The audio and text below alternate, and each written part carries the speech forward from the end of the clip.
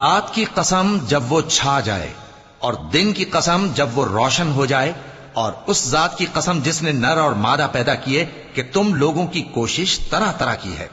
سو جس نے اللہ کے رستے میں مال دیا اور پرہیزگاری کی اور بہترین بات یعنی کلمہ توحید کو سچ جانا،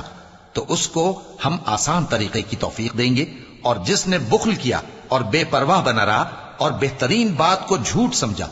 تو ہم اسے رفتہ رفتہ سختی میں پہنچا دیں گے، اور جب وہ دوزخ کے گڑھے میں گرے گا تو اس کا مال اس کے کچھ بھی کام نہ آئے گا۔ یقیناً راہ دکھا دینا ہمارا ذمہ ہے، اور بے شک آخرت اور دنیا ہماری ہی ملکیت ہیں، سو میں نے تم کو بھڑکتی آگ سے خبردار کر دیا ہے، اس میں وہی داخل ہوگا جو بڑا بدبخت ہے، جس نے جھٹلایا اور منہ پھیرا، اور جو بڑا پرہیزگار ہے وہ اس سے بچا لیا جائے گا۔ وہ جو اپنا مال دیتا ہے تاکہ پاک ہو، اور اس لیے نہیں دیتا کہ اس پر کسی کا احسان ہے جس کا بدلہ اتارا جائے، بلکہ اپنے رب اعلیٰ کی رضامندی حاصل کرنے کے لیے دیتا ہے، اور وہ عنقریب خوش ہو جائے گا۔